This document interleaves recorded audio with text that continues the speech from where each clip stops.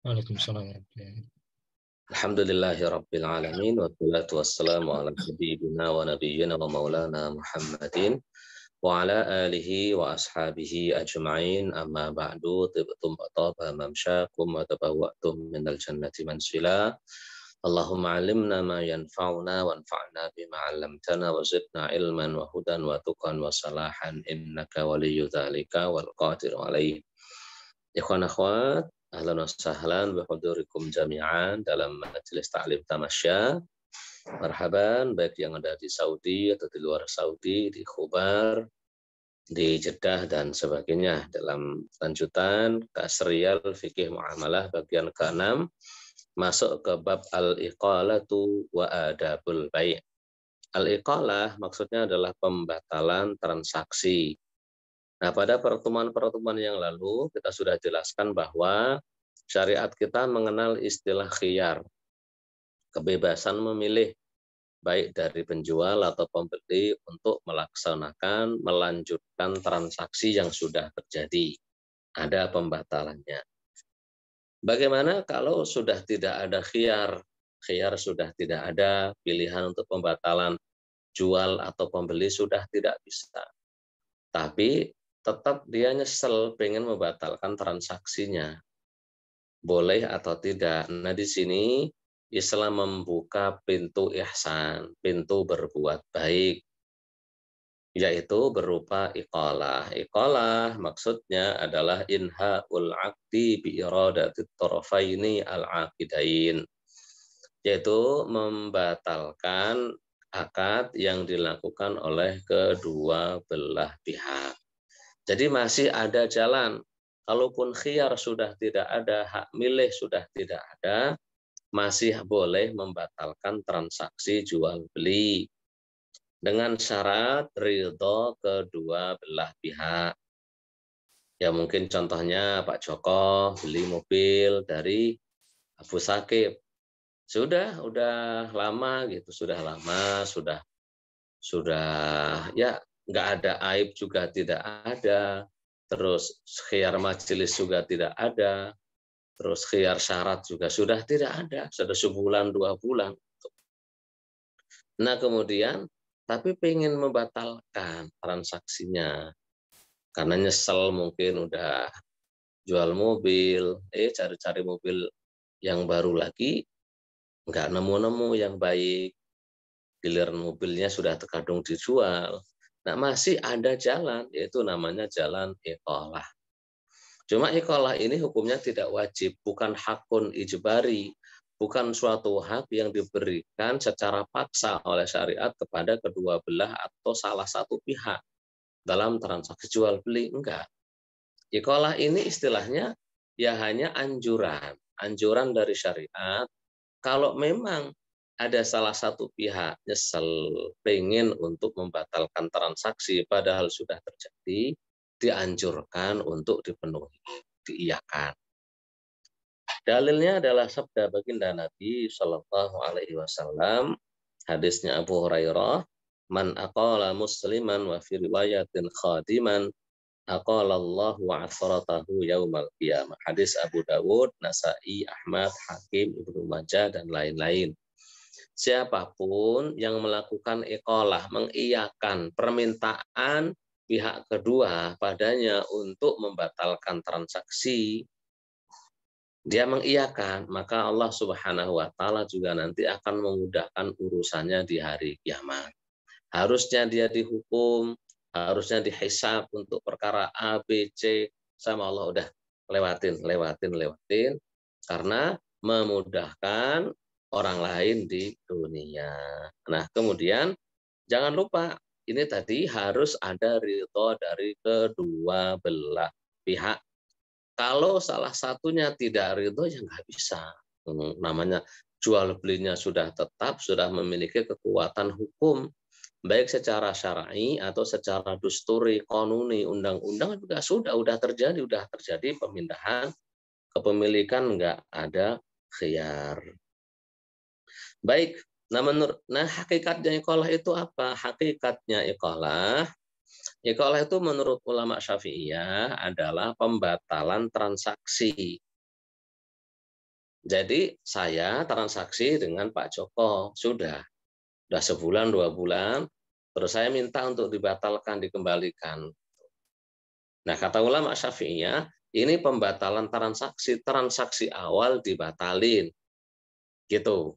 Jadi nggak boleh ada rundingan baru. Kalau saya beli tanah ke Pak Joko senilai mungkin 2 miliar, gitu. Setelah 2 bulan saya ingin ada iqalah pembatalan transaksi, maka tidak boleh Pak Joko ngambil untung. Gitu, nggak boleh. Kalau sampai Pak Joko ngambil untung nanti bermasalah, bisa jadi riba menurut mazhab Syafi'i, gitu.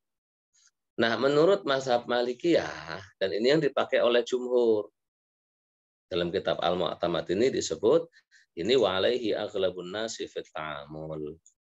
Jadi kalau menurut mazhab Malikiyah, iqalah itu ya boleh-boleh saja, cuma sejatinya iqalah itu adalah transaksi baru. Ya, Abu Sakib sudah jual mobilnya ke saya. Udah saya beli 300 juta anggap. Nah, Abu Sakib nyesel. Sudah 3 bulan cari-cari pengganti mobil tersebut nggak dapat. Minta iqalah, minta pembatalan. Ya saya, ya oke, nggak masalah gitu. Tapi menurut Malikiyah, dan itu diterapkan di hampir seluruh dunia, pakai bahkan ulama Syafi'iyah pakai ini, ya ini kan transaksi baru, sudah 3 bulan gitu, udah 3 bulan, udah 2 bulan. Jadi kalau mau mobilmu ini kamu beli lagi ya mangga, tapi kita hitungannya beda gitu. Jadi saya boleh nambahi. Jadi tadi kemarin saya belinya 300 juta, sekarang saya mau naikin 320 juta karena barang langka gitu kan. Boleh menurut ulama Malikiyah, tidak boleh menurut ulama Syafi'iyah. Ya, wallahu a'lam lah. Lumrah kalau ini rata-rata manusia pakai pendapatnya Malikiyah, saya yakin sangat lumrah ya. Karena tidak ada dalil yang melarang. Wal majal fi mahallin nazar. Dan ini hakikatnya kalau itu memang perkara yang masih bisa yang debatable gitu. Ini sebenarnya transaksi yang dulu atau kita transaksi baru lagi itu masih debatable, nggak masalah. Ya saya pribadi juga lebih cocok ke pendapatnya Malikiyah, lebih condong gitu. Ya iyalah, udah transaksinya sudah terjadi, cuma orangnya pengen balik lagi barangnya, pengen balik lagi duitnya, ya mangga silahkan. Tapi dengan apa? Dengan akad yang baru. Ya, itu yang disebut dengan iqalah. Nah, iqalah itu apa saja yang boleh ada pembatalan transaksi? Ya umumnya adalah jual beli. Baik jual beli secara biasa atau jual beli secara pesanan, salam. Atau juga boleh iqalah dalam sewa menyewa. Sewa menyewa itu juga boleh iqalah. Jadi intinya al-iqalah itu pada akad-akad yang sifatnya lazimah, yang lazimah, yang tidak ada hak untuk memilih. Yang lazimah, nggak ada untuk pembatalan satu pihak, itu enggak. Kayak kalau utang piutang gitu kan, orang mau nyaur kapanpun ya boleh saja. Ngambil bayarannya kapanpun ya boleh saja. I'arah minjemi itu kan balikin kapanpun boleh, ambil kapanpun juga boleh, namanya pinjaman. Nah itu enggak ada iqalah, enggak ada. Jadi hanya akad-akad yang harus kedua belah pihak membatalkan. Jika mau dibatalkan harus melibatkan kedua belah pihak.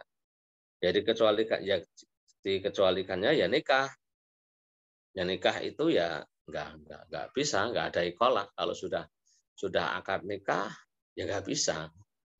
Udah akad nikah, udah berapa hari, berapa bulan maunya pembatalan. Enggak apa. Ada sebabnya apa? Kalau karena sebab aib oke gitu. Tapi karena enggak ada sebab apa-apa, pengen iqalah maka enggak bisa. Enggak bisa, emang apaan gitu ya. Kalau mau ada talak malah bisa, atau khulu, nah itu malah bisa. Fasakh nanti ada babnya sendiri. Wallahu a'lam bishawab. Itu yang disebut dengan iqalah. Nah, bagaimana kalau beli mobil gitu. Saya beli mobil ke Abu Sakib.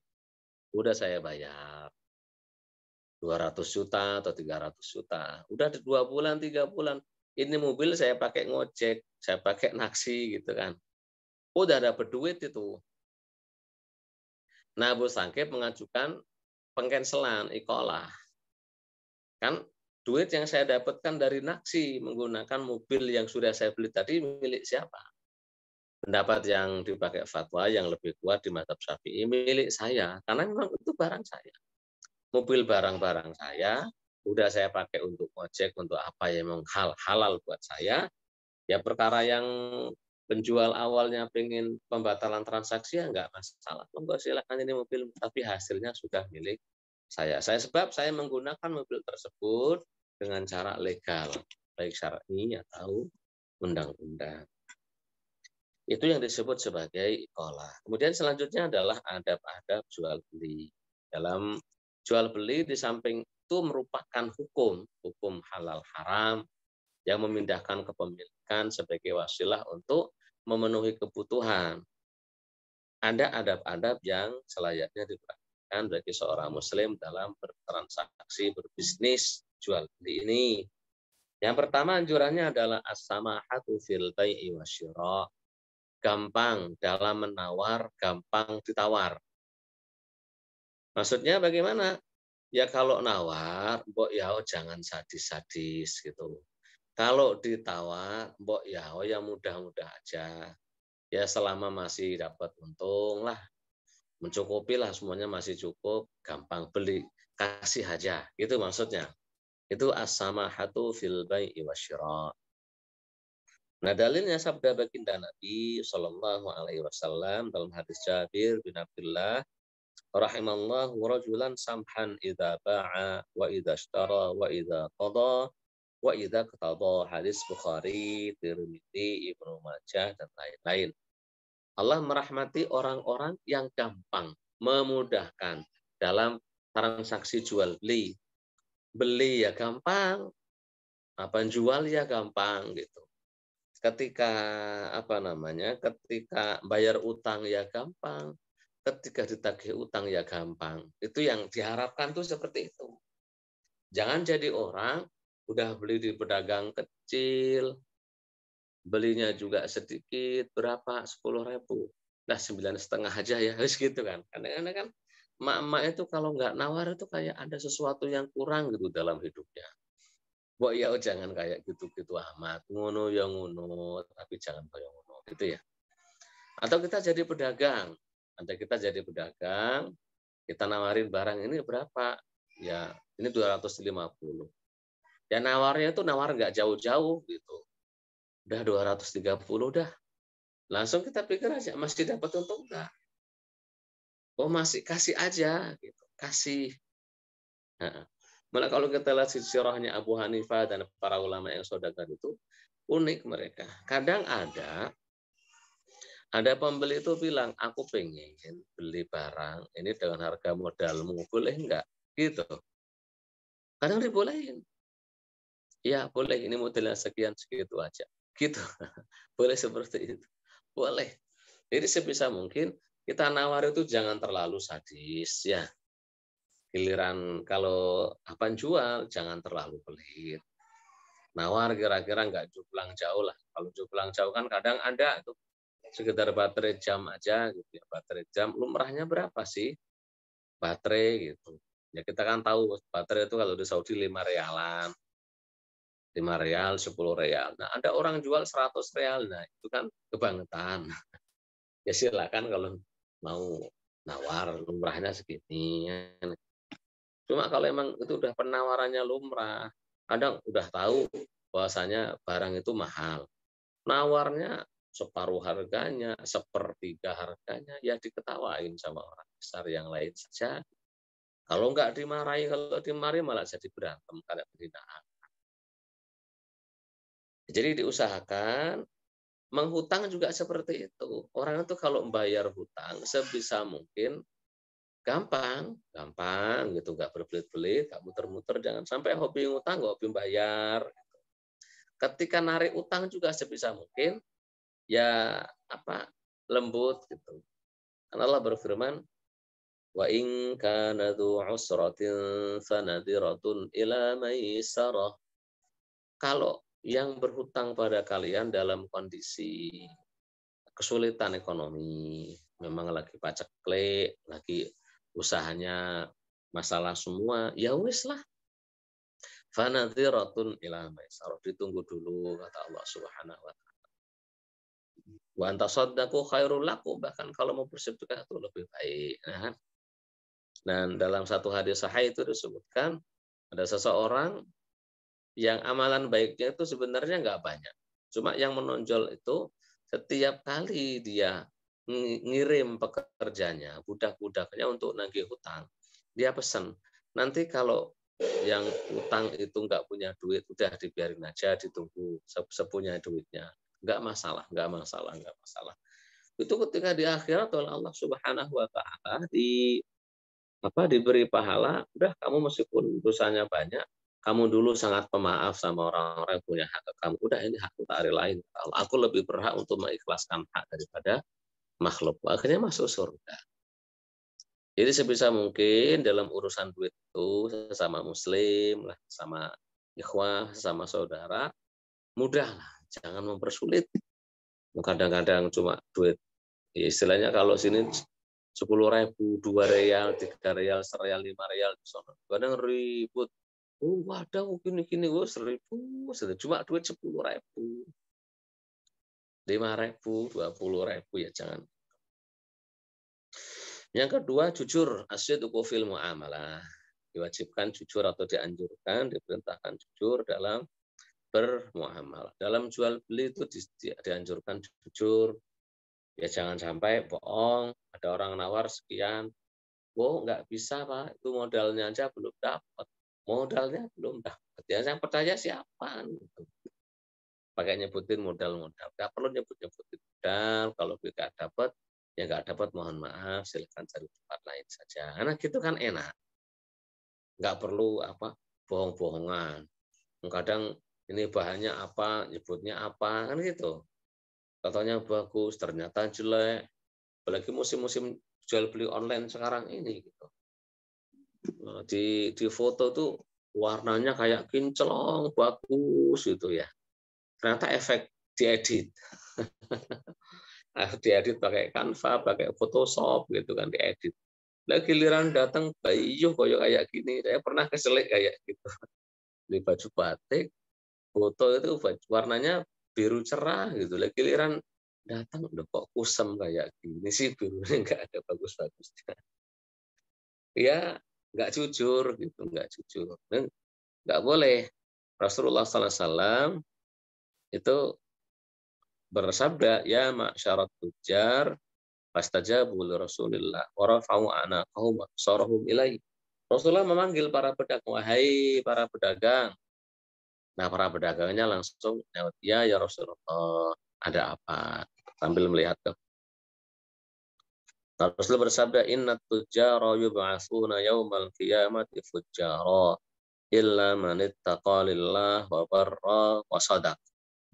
Sesungguhnya para pedagang, para pebisnis itu nanti dibangkitkan di hari kiamat menjadi orang-orang yang banyak berdosa, fujjar, bersama orang-orang yang ahli dosa, para pendosa, kecuali mereka yang bertakwa pada Allah, orangnya baik dan jujur. Hadis riwayat Tirmidzi, Ahmad, Ibnu Majah, kata Tirmidzi hadis hasan sahih. Ya kenapa? Kan karena kita lihat banyak pedagang tidak jujur. Banyak sekali. Bohong, bohong, bohong. Apalagi pedagang-pedagang zaman sekarang itu pinter sekali memainkan isu, membuat menurut kalau bahasa saya mungkin bahasanya rekayasa sosial di masyarakat untuk mengangkat satu barang. Mereka sengaja ngumpulin barang di antara mereka dibuat seolah berharga dulu.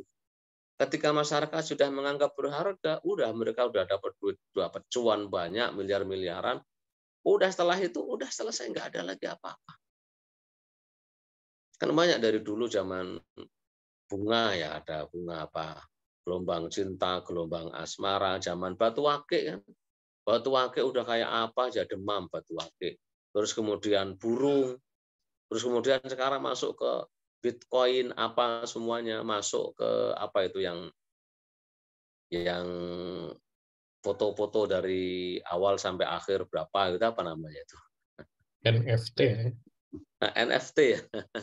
Iya, Itu kan kalau bahasa saya sebuah rekayasa sosial dari pihak-pihak yang punya kepentingan untuk menggiring opini masyarakat bahwa benda ini berharga.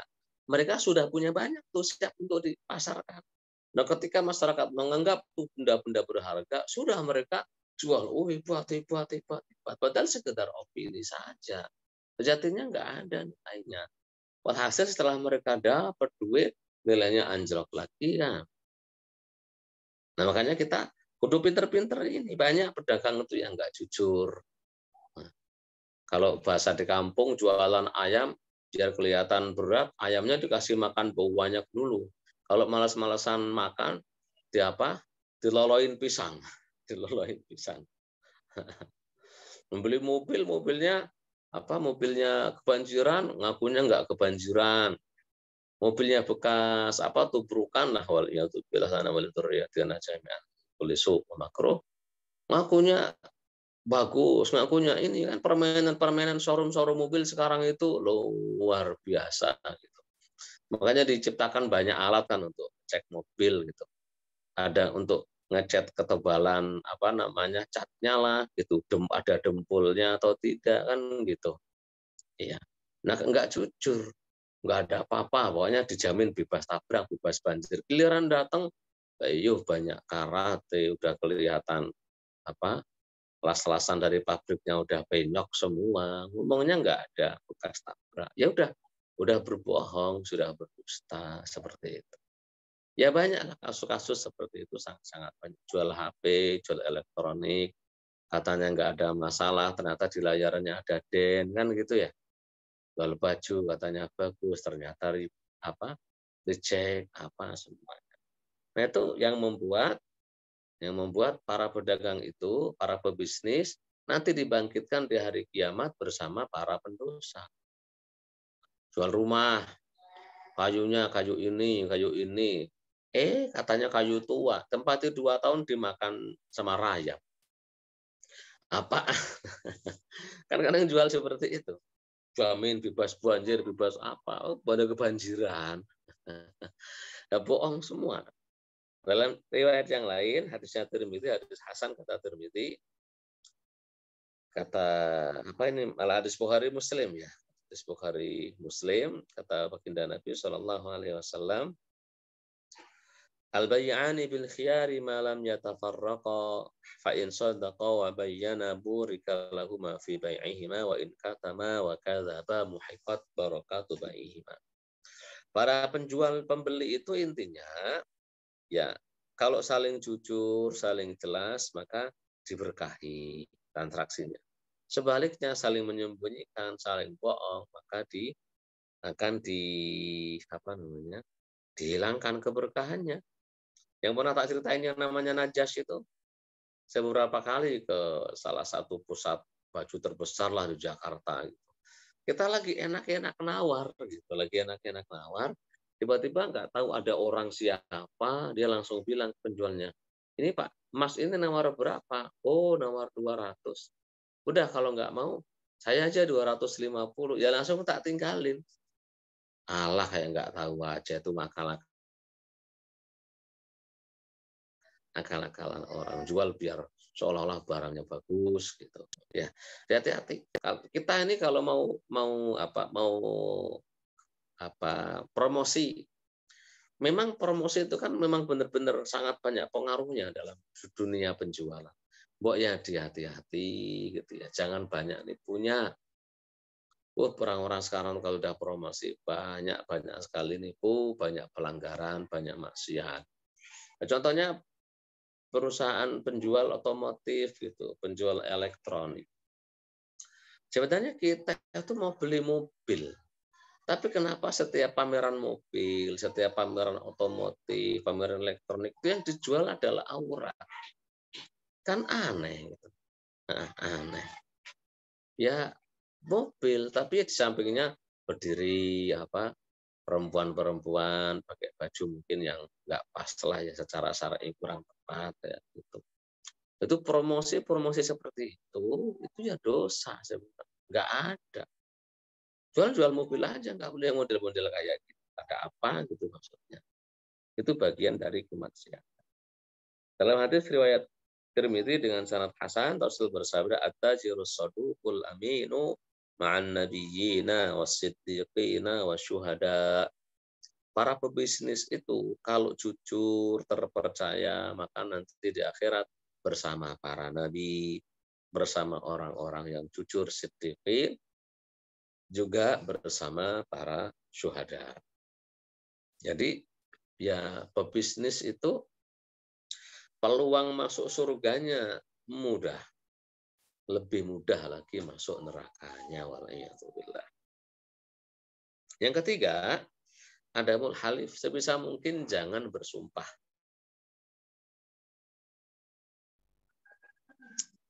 Jadi sebisa mungkin jangan bersumpah untuk melariskan dagangan.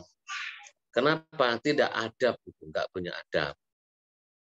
Allah berfirman, "Wala taj'alullaha 'uqdatan liaimanikum an tabarru wa tattaqu wa tuslihu bainan nas." Jangan kalian jadikan Allah Subhanahu wa taala ya sebagai apa ya, tameng untuk sumpah-sumpah kalian. Jangan seperti itu. Itu berarti tidak ada adab. Ya. Setelah itu hadis Rasulullah SAW, hadis Abu Hurairah, hadisnya Bukhari Muslim, al-halifu manfaqatun lis-sil'ati mamhaqatun lil barakah. Memang benar bersumpah dalam jual beli itu gampang laris. Mudah terjual, tapi kata baginda Nabi itu menghilangkan keberkahan. Rasul bersabda, "Iyyakum wa kasratul halifi fa innahu yunfiqu summa yamhaq." Hati-hati kalian itu jangan banyak-banyak bersumpah, hadis Muslim. Ya kalian memang benar kalau bersumpah itu orang percaya. Demi Allah ini bagus. Demi Allah nggak ada apa-apa, nggak ada masalah. Demi Allah dan sebagainya. Berkata baginda, summa yamhaq, kemudian menghilangkan keberkahannya. Nah, di sini yang perlu kita sindir adalah banyaknya produk sekarang itu dengan mohon maaf nih menjual agama. Itu juga menurut saya bagian dari hal yang kurang tepat. Iya. Nah, contohnya bagaimana? Kalau kita lihat perkembangan herbal di Indonesia itu luar biasa ya. Tibun nabawi, tibun nabawi, tibun nabawi, herbal sunnah. Ya herbal sunnah. Racikannya dari temulawak, kencur, jahe, kunyit, tambah kapulaga, tambah apa. Memang itu ada di Arab itu namanya kunyit zaman dulu itu kok disebut tibun nabawi semuanya. Sampai kadang-kadang ada pebisnis kesehatan, tibun nabawi, apa setrum listrik. Itu dari mana ceritanya? Kok ada ceritanya setrum listrik itu jadi tibun nabawi itu gimana ceritanya itu loh? Lah uniknya itu mohon maaf nih, kadang pakai beli juga berbisnis baju, bisnis celana, bisnis apa, pakai kalimat syar'i. Celana syar'i. Lah memang kalau celana orang itu kagak syar'i gitu. Lah ya aneh. Nih peci syar'i, apaan sih? Baju syar'i, jilbab syar'i gitu. Ya ilaha illallah. Udah buat juang jilbab aja. Nggak perlu bawa kalimat-kalimat sunnah. Gitu. Jadi nanti merembet kemana-mana. Kayak umroh, travel haji. Gitu. Terus sekarang tuh, mohon maaf nih, banyak sekali yang menjadikan agama itu sebagai penglaris. Ya, umroh sesuai sunnah. Nah sekarang yang menjamin umroh saya kalau umroh dengan dia itu pasti sesuai sunnah sopo. Karena itu kan cuma sebenarnya klaim, nggak ada dalilnya, nggak ada dalil bahwa baginda Nabi Shallallahu Alaihi Wasallam bersabda siapapun yang umroh pakai travel A maka sesuai sunnah, ada nggak? Kan nggak ada. Nggak semuanya. Ya semuanya itu semuanya juga berusaha menerapkan sunnah untuk travel ini. Udah perlu terus, sesuai pasti diterima sesuai sunnah. Nah, udah bilang pasti diterima sesuai sunnah. La haula wala quwata illa billah. Orang-orang zaman sekarang itu Mau sampai kosmetik sunnah katanya gitu. Apa namanya itu? Skincare sunnah. Ya Allah, gara-gara bahannya ada zaitunnya. Apa sih maksudnya gitu skincare sunnah? Lalu kalau yang lain skincare bid'ah gitu. Zaman zaman Nabi juga nggak ada skincare gitu. Nggak usah pakai skincare sunnah-sunnahan. Biasa wae lah. Ya ini kami jual skincare, bahannya ini gitu, nggak perlu pakai. Jangan, mohon maaf, jangan melariskan dagangan itu dengan motif agama gitu loh. Ya, jangan sebisa mungkin. Itu berarti kita yang mempermainkan agama. Karena Allah berfirman, wala tashtaru bi ayati tsamanan qalila. Jangan kalian memperjualbelikan ayat-ayatku. Ayat-ayatnya Allah itu kan banyak. Ya ayat Quran ya masuk, agamanya Allah juga masuk, syariatnya Allah Subhanahu wa taala juga masuk. Jadi sebisa mungkin jangan melariskan dagangan dengan sunnah lah, sesuai syariat lah, dengan apa gitu. Jangan pun bersumpah atas nama Allah dan sebagainya. Sebisa mungkin jangan ya. Karena ya kita lihat innalladzina yashtaruna bi ahdillahi wa aymanihim tsamanan qalilan ulaika la khalaqa lahum fil akhirah. Sungguhnya orang-orang yang memperjualbelikan perjanjian dengan Allah Subhanahu wa taala dengan barangnya yang sedikit, dunia itu kan sedikit. Maka mereka-mereka itu tidak ada bagian nanti di akhirat. Wal iyadu billah. Yang keempat, disunahkan bagi para pebisnis memperbanyak sedekah. Kenapa? Karena firman Allah, innal hasanati yudhibunas sayyi'at. Sungguhnya perbuatan-perbuatan baik itu menghilangkan keburukan. Innal hasanati yudhibunas sayyi'at. Ini belum maghrib ya? Belum maghrib? Belum. Jam 5.42. Oh, masih satu jaman lagi ya? Iya, Ya, ya. betul. Ya. Jadi perbuatan-perbuatan yang baik itu bisa menutup kesalahan. Kenapa perlu banyak berbuat baik? Ya karena kata baginda Nabi SAW, ya ma'syarat tujar inna syaitana wal isma yahturanil bai'a fashubu bai'akum bis sadaqah. Hadis Abu Dawud, Tirmidzi, hadis Hasan Sahih. Kata baginda Nabi, wahai para pedagang, wahai para pebisnis, sesungguhnya setan dan dosa itu menghadiri transaksi kalian, hadiri jual beli kalian. Maka ya hapuslah semuanya tadi, campurkanlah dengan sedekah, fasubu bisadaqah. Udah hapuslah semuanya tadi itu, dosa-dosa tadi dengan banyak sedekah. Ya sedekah yang tidak terasa saja kan gampang. Nah, contohnya istilahnya jual beli baju. Ya ada orang nggak kuat beli karena harganya sekian, punya duit berapa? Duit sekian, udah nggak apa-apa, anggap misalnya sedekah, kan udah jadi sedekah tanpa terasa, sedekah dikit. Kalau jual makanan, jual gorengan, ya apa namanya ya lebih satu, udah sedekah kan ya, lebih satu, lebih dua, udah jadi sedekah gitu. Kalau jual beli apa ya banyakin sedekahnya, Wak. Karena kata baginda Nabi, setan dan dosa itu hadir saat ada transaksi jual beli. Maka hilangkanlah setan tadi dan efek dosanya dengan bersedekah. Yang kelima, anjurannya adalah menulis semua transaksi. Ini sunnah, tidak wajib. Bahkan ayat terpanjang dalam Al-Quran itu adalah ayat tentang tulis-menulis transaksi. Ya ayyuhalladzina amanu idza tadayantum bidainin ila ajalim musamman faktubuh.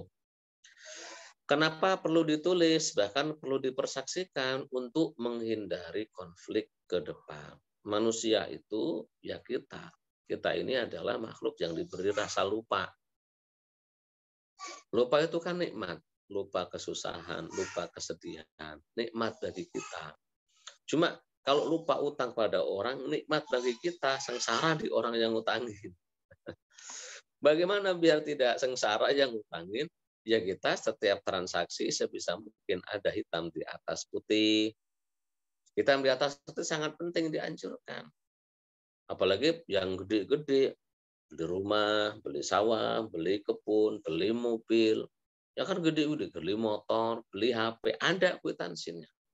Kalau zaman sekarang untuk menghindari tuduhan yang macam-macam, tuduhan pencurian, penadahan dan sebagainya kan, kalau ada transaksinya, ada kwitansinya, jelas oh ini hasil beli, hasil yang legal berarti bukan dari hasil yang melanggar hukum. Dzalikum aqsatu 'indallahi wa aqwamu lisyahadah wa adna alla tartabu. Jadi kalau ada ditulis transaksi itu lebih adil di sisi Allah Subhanahu wa taala, juga lebih pas, lebih baik, lebih benar untuk disaksikan di kemudian hari, juga lebih gampang untuk menghilangkan keraguan. Kalau ada buktinya gitu. Kalau nggak ada bukti kan orang itu gampang sekali untuk mengingkari. Saya masih ingat itu. Di Madinah beli top nanti kalau kekecilan kegedean bisa ditukerin, iya gampang, bisa. Nah, saya lupa nggak minta bon. Dicoba di hotel ternyata kekecilan nggak masuk. Kalau kegedean mah enak kan bisa dikecilin. Nah, kalau kekecilan gimana? Saya masuk lagi awalnya nggak mau nerima itu. Saya bilang, ya buat apa sih saya bohongin gitu? Ngapain gitu? Ya belinya di sini. Cuma tadi saya nggak mau sama itu, nggak ngaku. Akhirnya terus, ya sudahlah kalau nggak mau. Akhirnya terus mereka mau juga. Ya kayak gitu kalau nggak ada buktinya, nggak ada apanya. Jadi kita malah tertuduh, orangnya juga kadang lepas tanggung jawab. Jadi perlu ada transaksi, ini ada pencatatan transaksi. Masya Allah, dan agama Islam itu sudah menganjurkan dari awal-awal, dari zaman bahla. Ya. Kalau transaksi dicatat, transaksi dicatat. Yang ke-6, irjahul mikyali wal mizan. Apa itu maksudnya?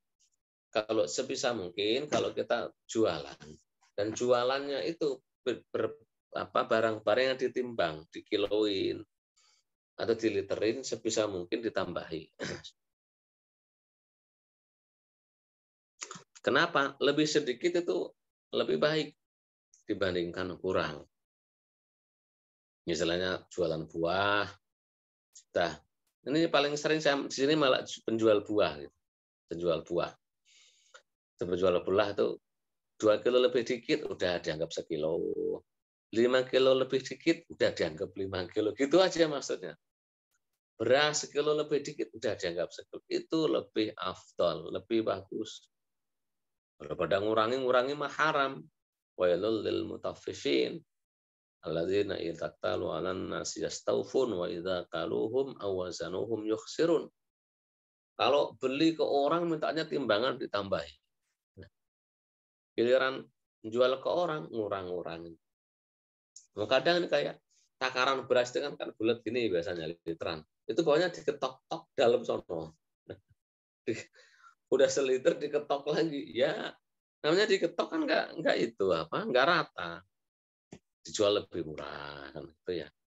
Terus aneh-aneh macam-macam kalau di kita kreatifnya orang itu ya. Pernah saya mampir mau beli duku sekilo itu berapa puluh gitu, tak bilang ini sekilo benar apa sekilo enggak benar.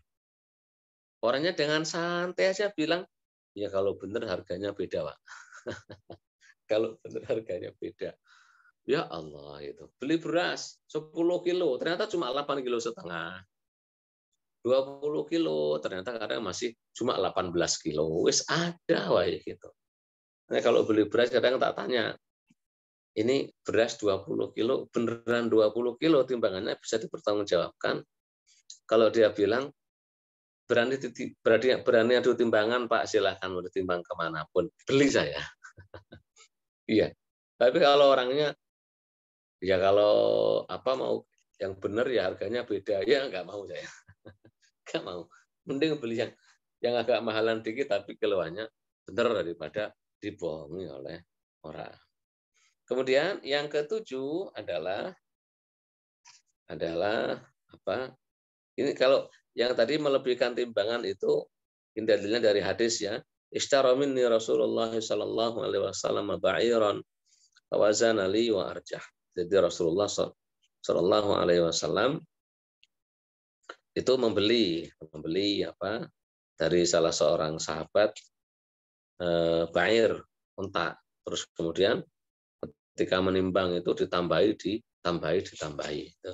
Makanya dianjurkan nambahi. Kata baginda Nabi juga zin wa arjih, hadis Abu Dawud, timbanglah, tambahi lagi yang bagus. Sebisa mungkin jangan ngurangi, malah melebihkan. Yang ketujuh, nggak disebutkan di sini, disebutkan oleh buku-buku Syafi'iyah, sebisa mungkin jangan berinteraksi dengan mereka-mereka yang duitnya semua haram. Sebisa mungkin. Kalau cari rekanan kerja, sebisa mungkin juga cari rekanan kerja yang duitnya itu halal. Ya, Pak Basir mau bisnis damam, cari rekanan kerja yang duitnya sampeyan yakin halal. Jangan sampai yakin itu haram sampai ajak transaksi, jangan. Nah kalau nggak tahu sampai pedagang, ya udah diterima aja namanya orang beli. Kalau nggak tahu namanya orang beli mah biarin. Jangan nanya semua hal kepada pembeli, ini duit dari mana, halal atau tidak, mau dipakai apa, malah repot sendiri sampean. Wes biarin baik. Tapi kalau kita tahu itu adalah barangnya haram semua, maka sebisa mungkin jangan diajak jadi rekanan dalam berbisnis kita. Dan yang terakhir adalah ta'allumu ahkamit tijarah. Dianjurkan mempelajari hukum-hukum tijarah, hukum-hukum berdagang. Karena mengapa? Umar bin Khattab mengatakan, la yattajir fi suqina illa man faqih atau faqih wa illa akala riba. Jangan berdagang di pasar kami kecuali mereka-mereka yang mengerti agama. Kalau tidak, pasti mereka bakal makan riba. Ali bin Abi Thalib mengatakan, "Manittajara qabla an yatafaqqaha irtatam, summa irtatam." Hadis riwayat disebutkan riwayatnya di Majmu' dan Mughniul Muhtaj. Bahwasanya siapapun yang berdagang tanpa mengetahui halal haram pasti nanti celaka. Celakanya apa? Makan barang haram tanpa terasa. Jadi sebisa mungkin para pedagang itu belajar hukum-hukum fikih terkait jual beli dan transaksi lainnya. Wallahu a'lam bishawab. Ya, sebelum masuk ke bab riba dan yang lain-lain, kalau ada pertanyaan silahkan. Ada pertanyaan Ustaz di kolom chat. Iya. Izin bertanya Ustaz, bolehkah jual beli yang sistem PO dengan cara membayar lunas di awal tetapi barang belum ada? Bolehkah jika kita transaksi sewa menyewa dengan pakai DP atau bayar lunas tetapi tiba-tiba dengan sepihak membatalkan? Bolehkah uang tersebut tidak kembali? Jazakallah. Iya, PO dibayar lunas, PO di pre-order gitu ya. Iya. Pre-order dibayar lunas itu dengan ijma boleh. Nanti akan ada bab sendiri namanya salam. Salam itu adalah kita PO, bayarannya di depan. Itu dengan ijma boleh. Jadi barang yang kita pesan secara muasofah, secara kriterianya sudah jelas. Kalau kayak contohnya inden mobil gitu ya. Mobil kita bayar duluan, lunas duluan. Mobilnya apa? Ini merek ini, jenis ini, semuanya jelas. Baju, kita inden baju, bayar duluan, boleh. Itu namanya salam, boleh dengan ijma kesepakatan. Nah kemudian boleh nggak jual beli menggunakan DP, down payment. Down payment itu kemarin sudah Anda bahas. Nah menurut jumhur ulama tidak boleh. Yang membolehkan adalah Imam Ahmad bin Hambal, dan itu yang sekarang dipakai. Nah kalau tiba-tiba membatalkan, yang membatalkan pembeli, antum penjual, boleh nggak antum ambil DP-nya tadi kalau pakai mazhabnya Imam Ahmad boleh. Kenapa? Atas dasar apa antum mengambil duit tadi dimakan? Kan dia nggak dapat barang. Dasarnya adalah karena selayaknya nih barang yang antum jual ke si fulan tadi bisa dilihat oleh orang lain. Berhubung si fulan sudah DP, orang yang mau lihat kan dibilang, mohon maaf, nggak bisa udah di DP sama orang, kan gitu kan? Nah, jadi DP itu seolah-olah kalau bahasa Imam Ahmad seolah-olah sebagai kompensasi pihak lain tidak bisa bertransaksi karena sudah dikhususkan untuk dia. Nah, pakai mazhabnya siapa? Hambali saja Imam Ahmad, insya Allah bisa dipakai ya, sama-sama imam mujtahidun, sama-sama boleh diikuti. Apalagi dalil yang melarang kalau secara marfu, dalil yang melarang tentang jual beli secara ada DP-nya itu dalilnya dhaif. Ya, dalilnya dhaif. Malah sebagian sahabat ada DP juga malah dilakukan oleh para sebagian sahabat. Kemarin sudah saya jelaskan. Wallahu a'lam bishawab. Pertanyaan kedua, Ustaz. Ya. Assalamualaikum. Apakah pajak itu haram? Ini secara bahasa dan istilah itu apa? Tentang terkait pajak, Ustaz. Ini pertanyaan berat. Sebenarnya pertanyaan berat. Tapi intinya gini. Ya, pajak itu ya kalau mendefinisikan sesuatu yang sudah jelas itu kan sangat sulit ya. Sangat sulit. Nah, zaman dulu yang diterapkan dari zaman Khalifah Umar bin Khattab adalah kalau ada para pedagang dari luar daerah, luar negeri berdagang ke kekuasaan umat Islam, nah mereka itu dikasih pajak, bayar gitu. Sebagai kompensasi mereka bisa berdagang ke negara Islam. Nah, model ini nggak masalah ini. Nggak masalah, ada kompensasi. Sepakat saya itu nggak masalah. Disebut kharaj lah, mau disebut doribah, mau disebut apa penyebutannya kan. Nah, kemudian kalau pajak yang yang dibebankan oleh pemerintah kepada rakyat, nah, itu disebut muks. Dalam hadis disebut muks. Mukus. Nah, mukus itu pungutan liar. Nggak ada timbal baliknya. Nah, para ulama kontemporer karena melihat kondisi keuangan negara, jadi para ulama kontemporer kan melihat tata cara pengelolaan negara zaman dulu dengan zaman sekarang itu kan berbeda ya. Zaman dulu mawaridud daulah, pemasukan negara itu banyak sekali pintu-pintunya. Zaman sekarang itu sedikit pintu-pintunya. Nah, kalau sedikit dan membutuhkan narik pajak, sebenarnya para ulama itu sepakat boleh asalkan dalam kondisi darurat, biqadril hajah. Darurat. Kayak baginda Nabi SAW pernah memobilisasi dana saat mau perang Tabuk, ya masih ingat ya peristiwanya. Nabi mobilisasi dana besar-besaran. Yang kaya nyumbangnya banyak, yang miskin sebisa-bisanya masing-masing mobilisasi dana. Tapi bukan pajak zaman dulu itu. Itu bukan pajak. Sekedar mobilisasi. Nah, kalaupun pemerintah ingin minta bantuan rakyat, maka diperbolehkan dengan cara dalam kondisi darurat, tidak ada lagi solusi. Ya. Yang kedua itu hanya sementara. Kalau terus-menerus itu dosa besar bi ijma'il ulama. Dengan ijma'nya seluruh ulama, ya pajak itu dosa besar. Dalam satu riwayat hadis sahih, kalau satu penduduk Madinah itu kan melakukan dosa besar. Nah, kemudian taubat. Kata baginda Nabi SAW, ini orang telah taubat. Seandainya taubatnya dibagikan kepada penarik pajak, maka bakal diampuni oleh Allah Subhanahu wa taala. Jadi ya berarti tarikan pajak itu dosa. dosa yang ngeri, besar. Imam Nawawi zaman dulu tuh pernah mau diusir gitu.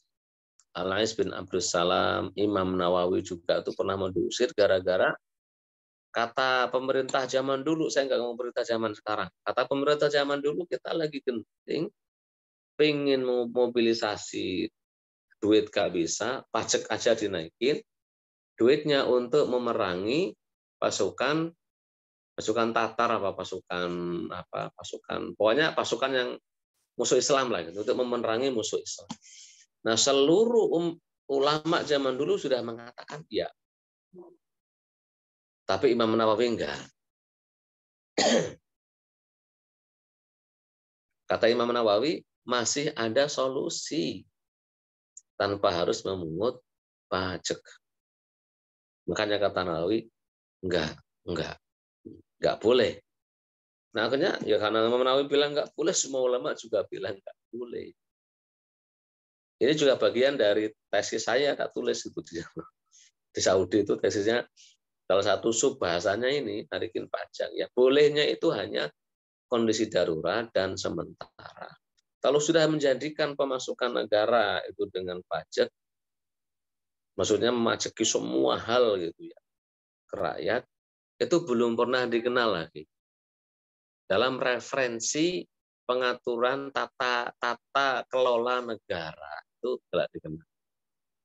Ya tata kelola negara Islam itu enggak. Kalau alam soal, ya kalau yang zaman sekarang ini ya wis lah, bang mereka yang tanggung masing-masing lah kan. Kita juga cuma bisa apa, kita nggak bisa ngapa-ngapain. Yang menentukan kebijakan ada sendiri, ya siap-siap saja. Yang punya kebijakan, yang menentukan kebijakan narik pajak itu tanggung jawabkan sendiri perbuatanmu nanti di akhirat in kunta mu'minan. Kalau memang kamu beriman, ya siap-siap saja. Nanggung beratnya. Nah, apa alasannya minta duit ke orang? Apa alasannya? Banyak hal yang bisa dipakai untuk mengelola negara itu banyak. Wallahu a'lam bishawab. Itu mungkin ya. Jadi saya nggak mau spesifik terlalu frontal. Intinya gitulah ya. Intinya gitu. Baik, Ya. Ada lagi pertanyaan dari Jamal? Yang mau lanjut langsung boleh, yang langsung boleh, Ya, silakan. yang bertanya langsung, Tafadhol bisa unmute dan bisa bertanya langsung ke Ustadz Nur Fazil.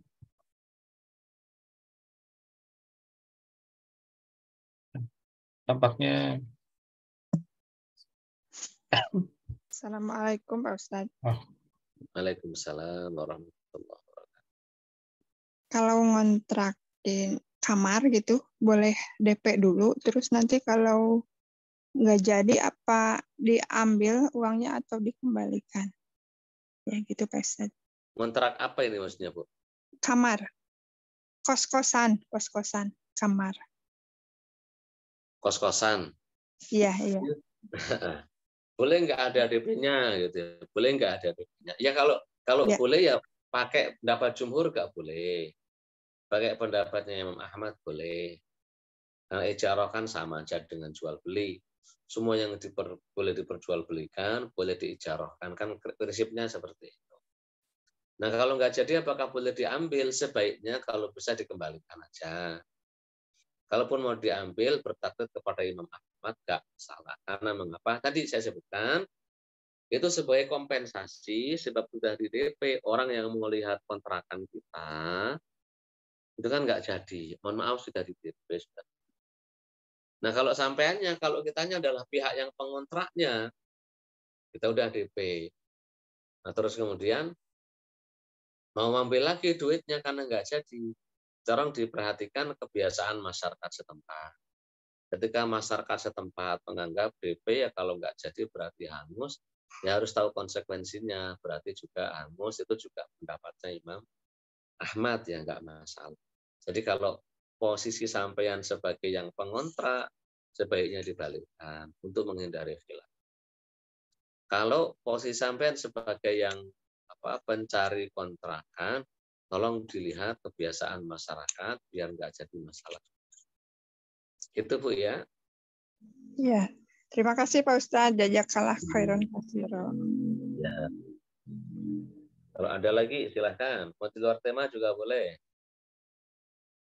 Pardon, bagi jamaah, kalau ada yang mau bertanya langsung. Mau tanya Ustadz di luar tema, boleh? Ya, silakan. Terkait pelaksanaan haji, menurut pandangan Pak Ustadz, baiknya mengambil yang nafar awal atau yang nafar akhir ya Ustadz? Terus perbedaannya itu di mana detailnya? Terima kasih.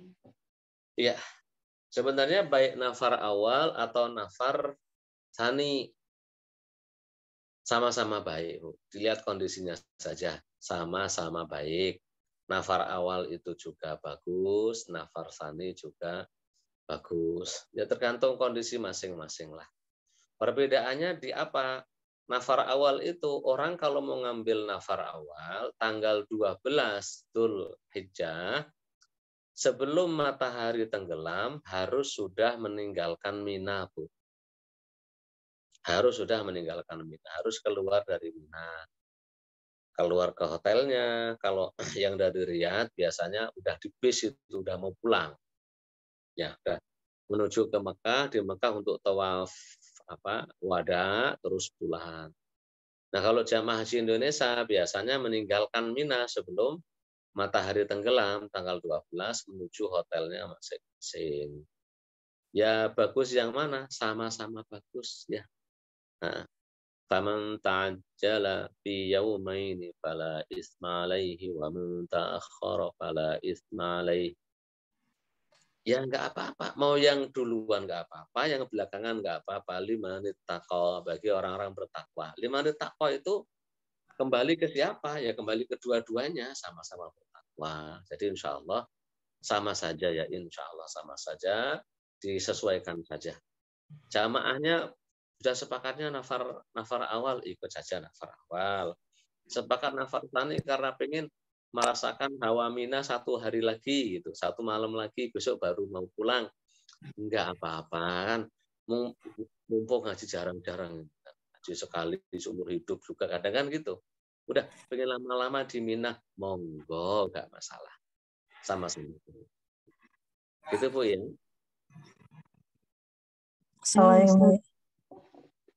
Mau nambah lagi Afwan. Lalu kalau untuk penentuan jenis hajinya Ustadz itu ditentukan dari mana? Apa sesuai keinginan kita atau dari maktabnya atau gimana Ustadz? Jadi jenis nunjuk kan ada 3. 3 itu menurut seluruh ulama boleh dipilih. Yang milih kita sendiri saat mau ihram. Jadi ada haji ifrad benar-benar haji saja. Ada haji qiron, haji plus umroh ritualnya 1. Itu namanya haji qiron. Nah, kemudian yang ketiga haji tamattu. Tamattu itu kita ihramnya umroh dulu. Melaksanakan umroh dulu, setelah umroh selesai tahallul. Pakai wewangian, pakai perempuan pakai cadar, laki-laki pakai peci, pakai pakaian berjahit. Namanya kan tidak tahallul setelah. Kalaupun bawa pasangan, bawa suami, bawa istri, boleh juga. Sewa kamar barokah di sana juga boleh, nggak masalah. Karena itu tahallul. Nah, seluruh ulama ijma bahwa itu pilihan masing-masing. Karena dalam hadis sahih, ya dalam hadis sahih di Bukhari, Muslim dan lain-lain, para sahabat itu ada haji yang ifrad, ada yang tamattu, ada yang qiron, dan nggak saling mencela dan semuanya diperbolehkan. Yang unik itu ya ulama sebagian, ada satu ulama kontemporer, Syekh Nasiruddin Al-Albani. Kata beliau, haji harus tamattu. Selain tamattu kagak boleh. Nah, itu menyelisihi ijma. Seluruh ulama ijma boleh tamattu, boleh qiron, boleh ifrad. Kapan menentukan ifrad, tamattu atau qiron? Saat ihram, Bu. Karena itu sampean ihram dimanapun kan ya ada mikotnya masing-masing. Kalau dari Riyadh, dari Sail Kabir, gitu ya. Dari Madinah, dari Bir Ali, ada yang dari Rabik, ada dari Yalamlam, ada dari macam-macam lah gitu ya. Nah di situ itu ditentukan, silakan mau milih yang ifrad, tamattu atau Qiron. Yang paling enak tamattu, apalagi kalau lama di Mekahnya. Cuma kalau sampai berangkatnya itu tanggal 7, tanggal 8, saya sarankan ifrad saja, apalagi sampean tinggalnya di situ. Tamattu itu sebenarnya niatnya adalah menggabungkan pahala haji dan umroh dalam 1 tahun. Jadi 1 tahun ada haji plus umroh. Nah, orang-orang Saudi, orang-orang situ kan kalau kita itu kan sering pergi umroh. Gitu. Pergi umroh, jadi setahun kadang bisa 2-3 kali umroh. Ya udah ada pahala umroh insya Allah.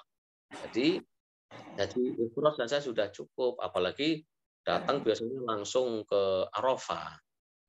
Jadi nggak banyak, nggak lama, cuma tanggal 8, 9, 10, 11, 12, 5 hari, sama dengan yang lain. Kalau ngambil ifrad nggak perlu bayar dam kan, bayar hadiu. Berbeda kalau tamattu dengan qiron itu harus bayar dam. Kambing nggak tahu sekarang paling bisa jadi dulu sih 500 ya, nggak tahu sekarang berapa itu. Bisa dipahami Bu ya. Allah. Nah, jazakallah khair. Iya. Kalau ada lagi. Assalamualaikum Ustaz. Waalaikumsalam warahmatullahi wabarakatuh. Ya. Mau tanya tema lain juga ya Ustaz. Ya, silakan. Kalau suami kan enggak berjamaah di masjid, tapi mengimamin saya. Nah, tapi bacaannya tajwidnya enggak bagus. Memang belum belajar Al-Quran, tapi saya tetap ikut nggak apa-apa atau gimana Ustaz? Ya, kalau sampean sama-sama nggak bagus, nggak apa-apa, Bu. Saya alhamdulillah udah dibilang bisa sih kalau saya. Masa memuji sendiri gitu? Jadi saya baik nggak apa-apa, ikut aja gitu kan? Iya, masalahnya kan nggak boleh perempuan ngimami laki-laki. Bukan, maksudnya saya tetap diimamin suami gitu. Yang lebih bagus suaminya disuruh sholat ke masjid, Bu.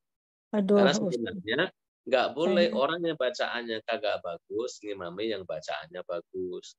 Jadi salah satu syarat jamaah adalah yang ngimami itu bacaannya harus bagus. Kalau yang ngimami bacaannya kagak bagus, yang diimami bacaannya bagus, yang diimami sholatnya kagak sah, yang ngimami mah sholatnya sah. Jadi gimana dong? Sedangkan suami nggak mau ke masjid. Nah, kenapa nggak mau? Kan itu sunnah muakkad, malah kata Imam Ahmad wajib ke masjid. Bukan saya, suami. Jadi sedangkan katanya kalau kita mau nunggu syuruk harus berjamaah dulu. Jadi saya ikut berjamaah sama suami. Ya udah solusinya suaminya disuruh ngaji tahsin dulu. Diajari ngaji tajwid. Enggak mau. Tuh Ustadz, kalau saya tuh udah berkali-kali malah marah. Gimana tuh? Marah. Lah Fatihahnya Pak, Fatihahnya itu parah nggak bacaan Fatihahnya sampai merubah makhraj, merubah panjang pendek enggak? Ya iyalah, seperti alhamdulillah jadi alhamdulillah gitu. Ya nggak boleh ngimami itu kalau sampeannya bacaannya bagus, ya boleh ngimami sampean. Jadi, jadi syuruk saya gimana Ustadz? Nggak berjamaah. Ya nggak apa-apalah. Apa? Ya nggak boleh seperti itu, nggak boleh ngimami. Kan nggak boleh ya ummukum aqra'ukum li kitabillah, hadis sahihain. Yang mengimami kalian adalah yang paling bagus bacaannya. Nah ini yang bagus bacaannya nggak boleh jadi imam, malah yang imami bacaannya kagak bagus. Ha dirubah jadi ha, ya nggak boleh. Jadi jalan keluarnya sendiri-sendiri. Ya sendiri-sendiri. Dan sekarang kita sampean ngejar sholat syuruk, pahalanya kan seperti umroh dan haji, kan? Iya. Nah sekarang sholat jamaahnya kagak sah sampean, mau terus gimana? Jadi saya sholat fardu itu pahalanya lebih besar daripada sholat sunnah. Jadi sebesar-besar apapun, ya sholat fardu tetap lebih besar pahalanya daripada sholat sunnah. Maksudnya saya nggak bisa selamanya nggak bisa ikut syuruk dong, Ustaz. Kalau mau ke masjid, Bu, dekat masjid enggak?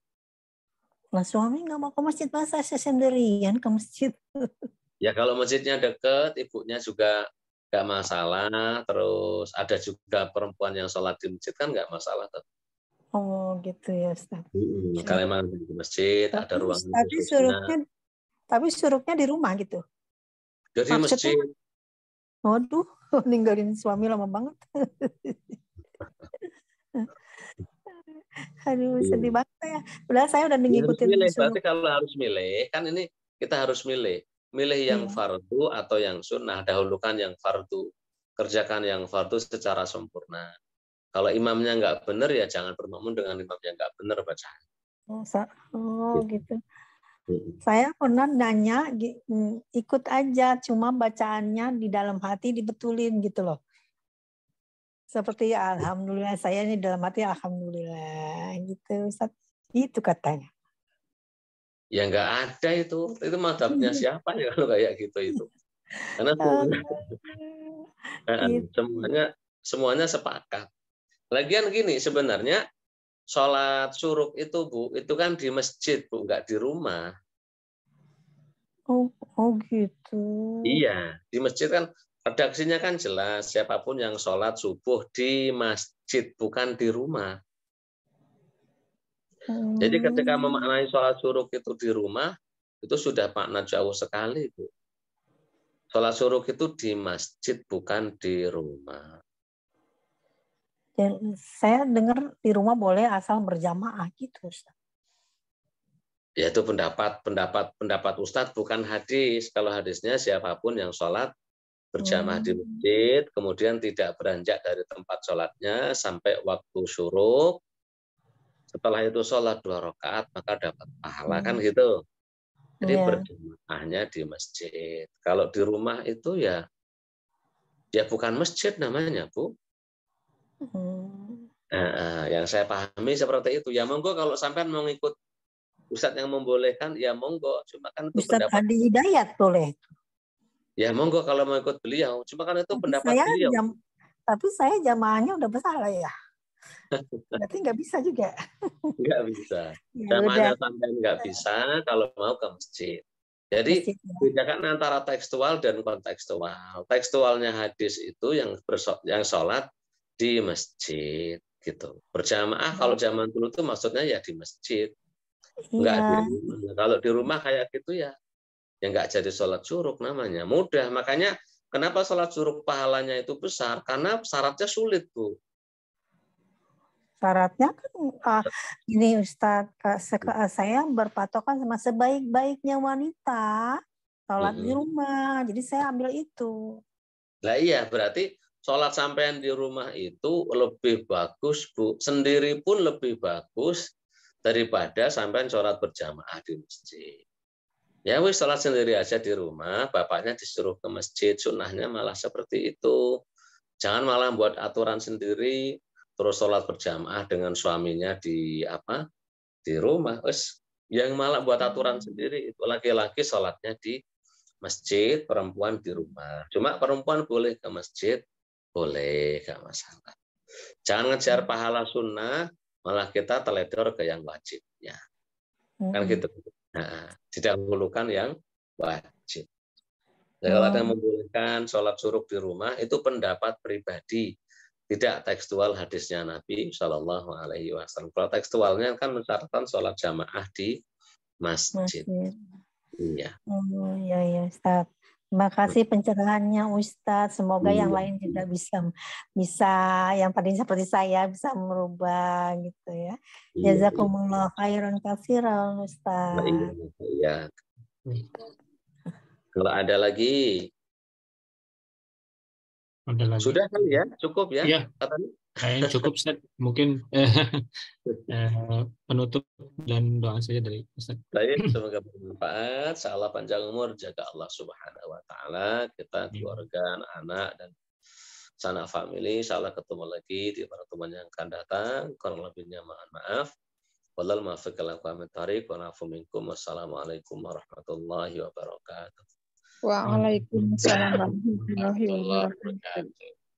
Jazakallah kepada Ustadz Muhammad Ar-Razin yang sudah memberikan tausiahnya kepada kita semua. Insya Allah kita akan